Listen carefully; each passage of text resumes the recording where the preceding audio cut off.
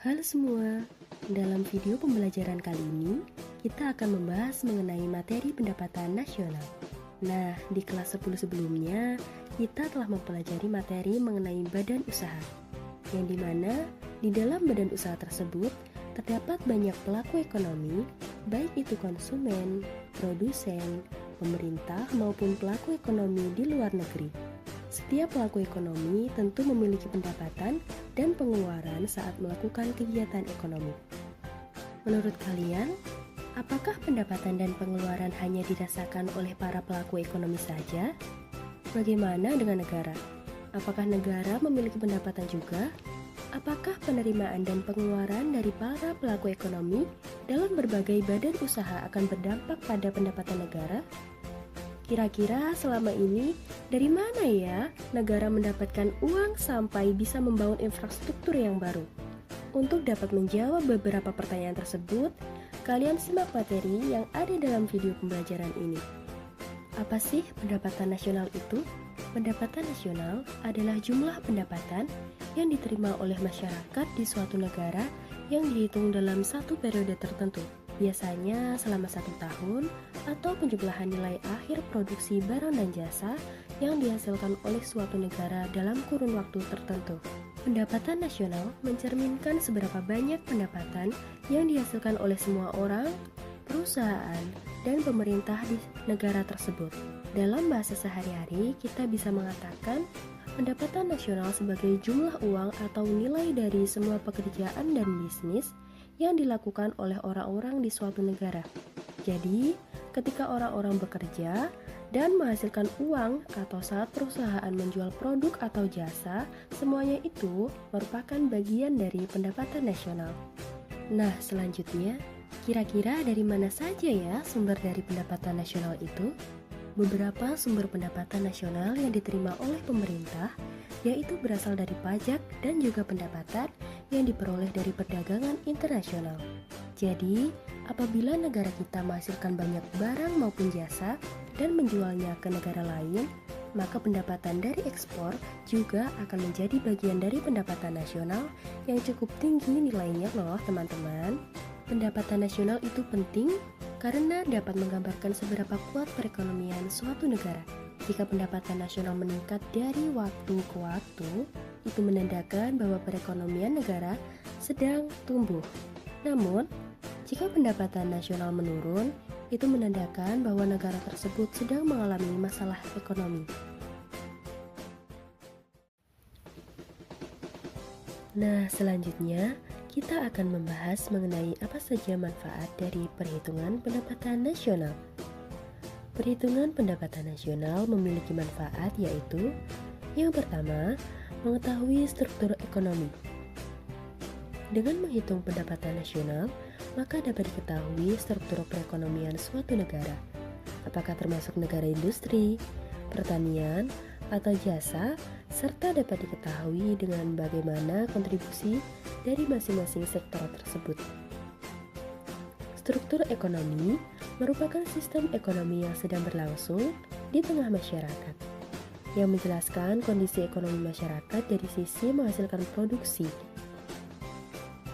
Struktur ekonomi itu sendiri pada dasarnya akan berubah seiring dengan kondisi ekonomi suatu daerah.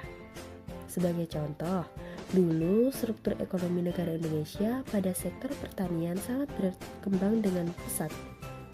Namun, saat ini sektor pertanian terus mengalami penurunan baik dalam memberikan kontribusi terhadap PDB maupun dalam menyerap tenaga kerja. Sehingga pada saat ini struktur ekonomi Indonesia yang memberikan kontribusi banyak dalam PDB dan menyerap tenaga kerja adalah sektor industri dan jasa. Yang kedua adalah membandingkan kemajuan ekonomi. Hasil dari perhitungan pendapatan nasional dapat dijadikan sebagai bahan untuk membandingkan kemajuan perekonomian dari tahun ke tahun. Apakah terjadi kenaikan atau penurunan? Dan apakah telah terjadi perubahan struktur perekonomian? Baik, selanjutnya yang ketiga, membandingkan perekonomian antar negara. Dengan hasil dari perhitungan pendapatan nasional, dapat dijadikan bahan untuk membandingkan perekonomian suatu negara dengan negara lainnya. Hasil dari perbandingan tersebut dapat diketahui apakah negara tersebut termasuk negara maju, negara berkembang, atau negara terbelakang. Yang keempat adalah mengukur kinerja pembangunan. Hasil dari perhitungan pendapatan nasional dapat menggambarkan bagaimana kinerja dari masing-masing sektor. Kinerja pembangunan sendiri merupakan gambaran mengenai tingkat pencapaian atau keberhasilan dari upaya pembangunan yang dilakukan oleh pemerintah dalam masing-masing sektor. Misalnya, apabila sektor industri lebih besar kontribusinya dibandingkan dengan sektor lainnya, maka berarti pembangunan di sektor tersebut lebih produktif dibanding dengan sektor lainnya. Selain itu, besar kecilnya pendapatan nasional pada suatu periode juga menggambarkan kinerja pembangunan yang telah dilakukan oleh pemerintah dan masyarakat dalam periode tersebut. Kemudian yang terakhir adalah dasar dalam menetapkan kebijakan pemerintah. Dengan mengetahui pendapatan nasional, pemerintah memperoleh informasi mengenai kontribusi dari masing-masing sektor perekonomian, sehingga pemerintah dapat merumuskan kebijakan yang tepat untuk sektor tersebut.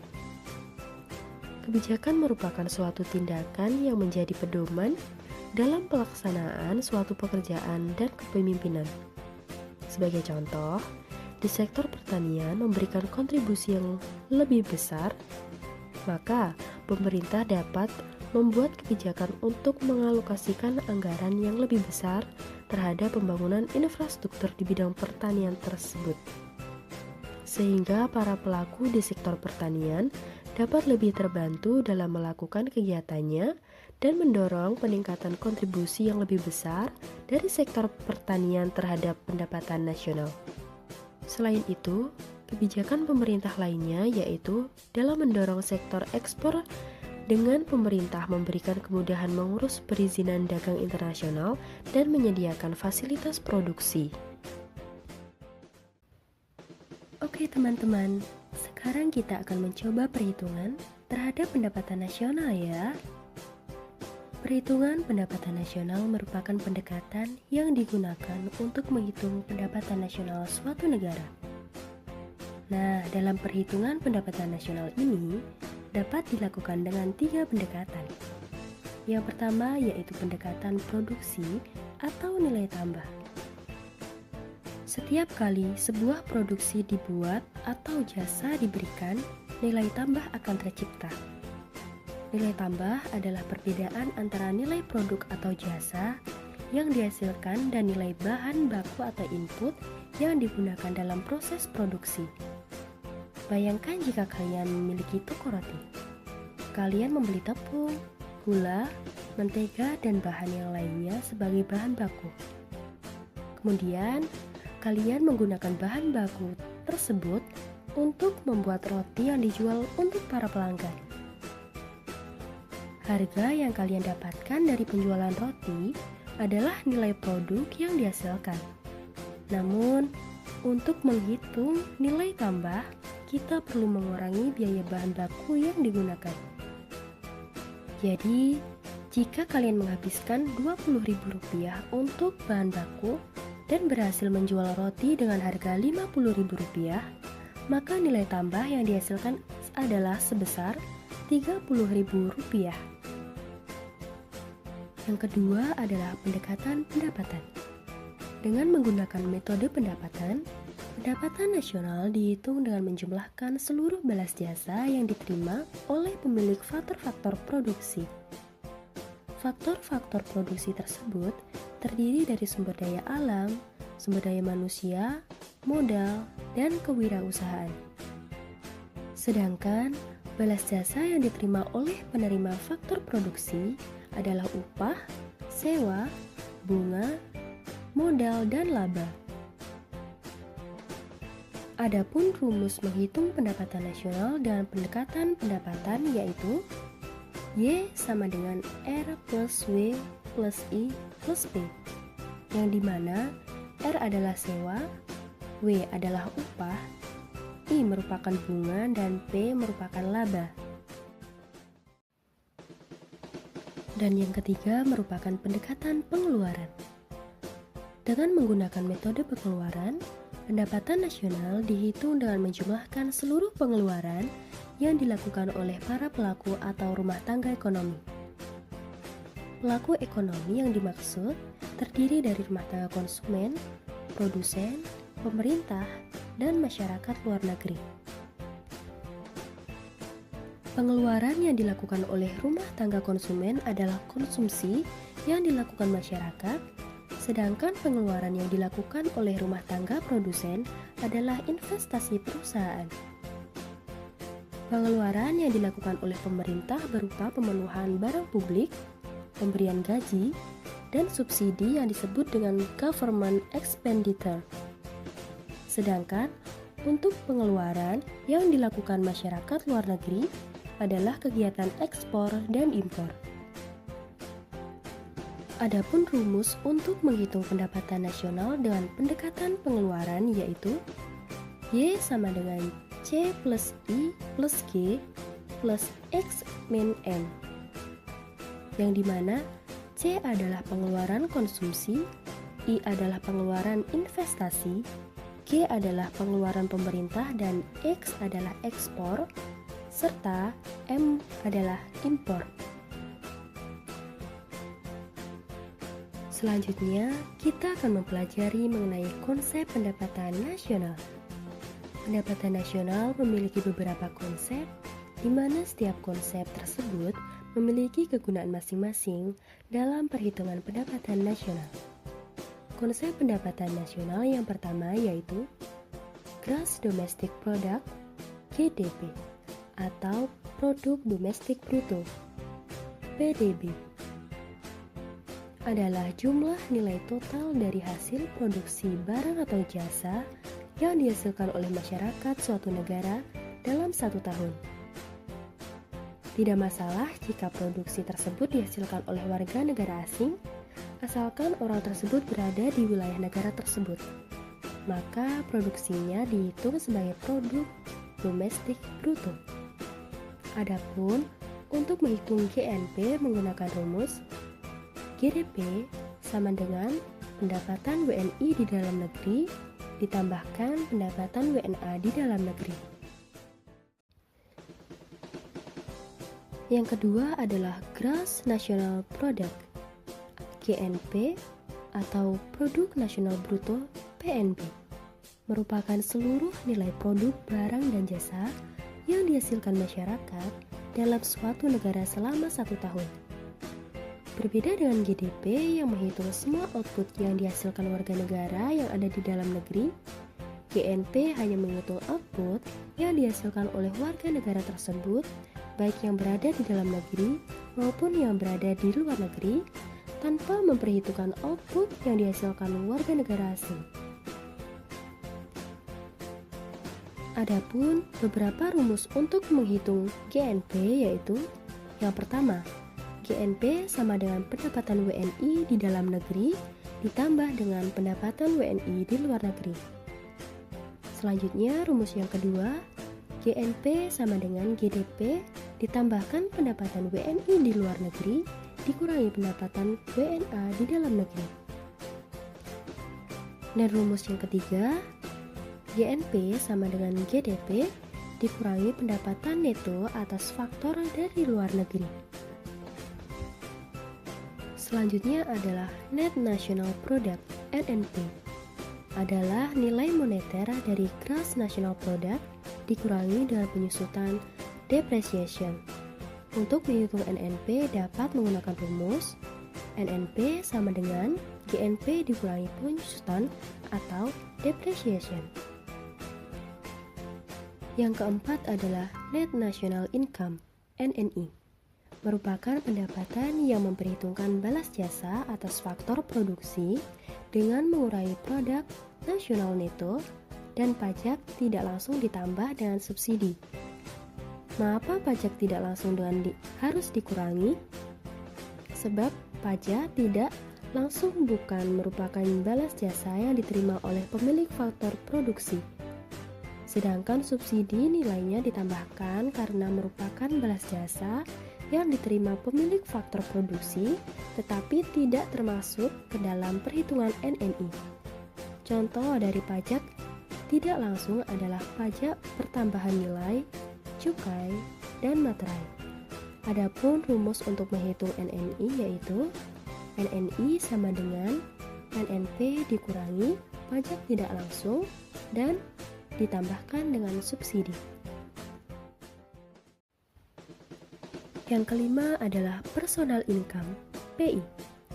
Merupakan hak individu dalam perekonomian sebagai balas jasa keikutsertaan mereka dalam proses produksi. Tidak semua pendapatan diberikan karena ada beberapa komponen yang ditahan dan tidak dihitung dalam pendapatan. Pendapatan perseorangan dapat dihitung dengan rumus PI sama dengan NNI ditambah transfer payment dikurangi dengan iuran asuransi yang ditambahkan dengan iuran jam sos, ditambahkan laba ditahan, serta ditambahkan pajak perusahaan atau perorangan. Dan yang terakhir adalah disposable income, DI. Merupakan pendapatan yang siap dibelanjakan alias dimanfaatkan untuk membeli barang atau jasa serta dimanfaatkan untuk investasi. Contoh pajak langsung yaitu pajak bumi dan bangunan, pajak penghasilan dan pajak kendaraan bermotor. Untuk cara mencari DI yaitu dengan menggunakan rumus DI sama dengan PI dikurangi pajak langsung. Materi selanjutnya yaitu mengenai pendapatan per kapita. Pernahkah kalian memperkirakan berapa pendapatan rata-rata penduduk Indonesia yang jumlahnya 262 juta jiwa ini? Nah, pada tahun 2017, berdasarkan data dari International Monetary Fund, diperkirakan pendapatan per kapita Indonesia sebesar 13.120 US dollar dan menepati posisi kelima se-Asia Tenggara loh. Hebat ya? Yang lebih hebat lagi, ternyata kalian juga bisa loh menghitung sendiri pendapatan per kapita suatu negara. Penasaran? Yuk kita simak pembahasannya. Pendapatan per kapita adalah besarnya pendapatan rata-rata penduduk suatu negara pada suatu periode tertentu, biasanya dalam 1 tahun. Pendapatan per kapita juga dapat digunakan sebagai tolak ukur kemakmuran dan tingkat pembangunan suatu negara. Pendapatan per kapita dapat dihitung dengan pendapatan nasional dibagi dengan jumlah penduduk. Selain dengan melihat pendapatan nasional, ternyata tingkat kesejahteraan suatu negara dapat dilihat melalui pendapatan per kapita juga loh. Pendapatan per kapita juga sering digunakan untuk membedakan tingkat kemajuan ekonomi antar negara. Semakin tinggi angka pendapatan per kapita, kemakmuran rakyat dianggap semakin tinggi pula.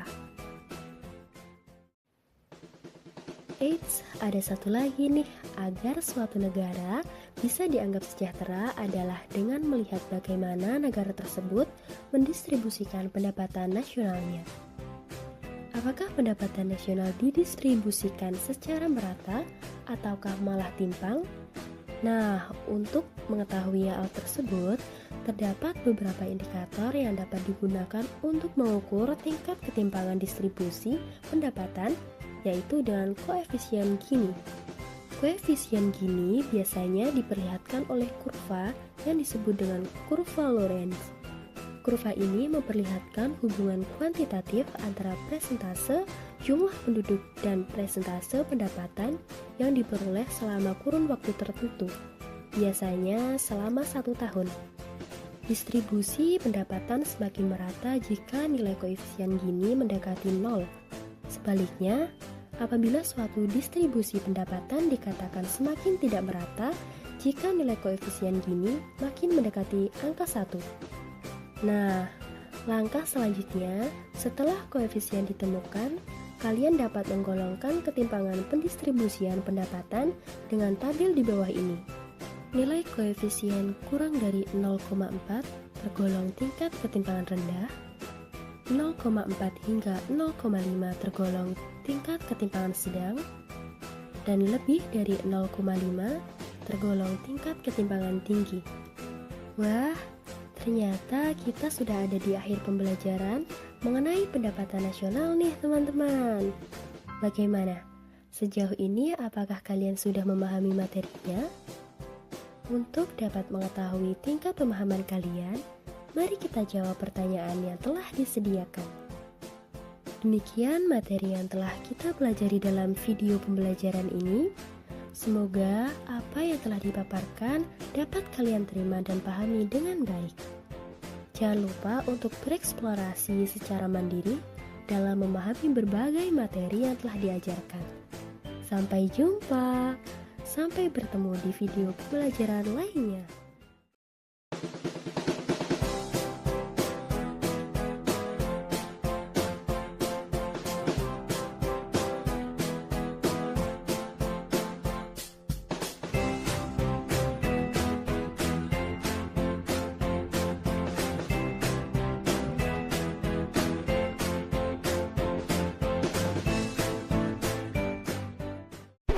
Created using Powtoon.